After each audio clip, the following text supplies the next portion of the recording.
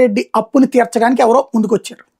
వాళ్ళెవరు అసలు దర్యాప్తు చేయాల్సింది ఆ పాయింట్. వాళ్ళకి ఇతను అప్పు పడ్డాడు 10 లక్షల 25 లక్షల 50 లక్షల కోటి రూపాయల.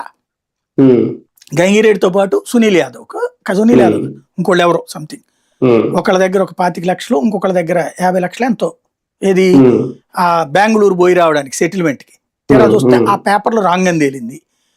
చివరికి అప్పుడున్న మంత్రి ఓపెన్ గా చెప్పాడు కదా, అవును నా దగ్గరకు వచ్చాడు వివేకానంద రెడ్డి, డీజీపీని కూడా పిలిపించి మాట్లాడాను, అవి ఫేక్ అని చెప్తే వెళ్ళిపోయాడని రాసుంది ఆ బుక్ లో. అంటే ఇప్పుడు తదుపరి దర్యాప్తుకు అనుమతి ఇచ్చినట్టా సార్, లేదంటే ఎవరెవరిని ఇందులో అరెస్ట్ చేయాలో అవి ఇవ్వలేం కానీ మీరు దర్యాప్తు అయితే చేసుకోవచ్చు అని చెప్పింది ఈనాడు యదవ నాటకపు వార్తకి అదే తేడా.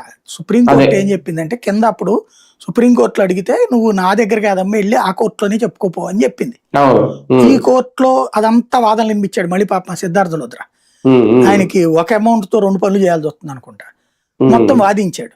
వాదించిన తర్వాత మ్యాజిస్ట్రేట్ ఏం చెప్పారంటే మీరు చెప్పినట్టు మళ్ళీ జగను భారతి టైం ఎన్నింటికి వచ్చింది ఇవన్నీ అవసరం లేదు, కేసు అంతా తేలిపోయింది కదా, ఇందులో మీరు చెప్తున్న అనుమానాల్లో నాకు ఒక్క అనుమానానికి సంబంధించి ఆధారాలు కావాల్సి ఉంది అంటున్నారు. సునీల్ యాదవ్ అక్కడ ఇంకొకళ్ళు ఎవరో ఒక వ్యక్తి వాళ్ళిద్దరూ మాట్లాడుకున్న అంటే ఒకళ్ళకొకళ్ళు డేటా ట్రాన్స్ఫర్ చేసుకున్నారట ఏదో, అంటే మెసేజ్ లేదో SMS వీడియోనో ఏదో, దానికి సంబంధించిన దర్యాప్తు చేయమని ఆదేశిస్తున్నాను సిబిఐకి అని చెప్పింది. సిబిఐని అడిగితే సిబిఐ మీరు ఏం చెప్తే అదే విచారిస్తానంటుంది. వాస్తవంగా సిబిఐ ఏం చెప్పాలి, నా అనుమానాలు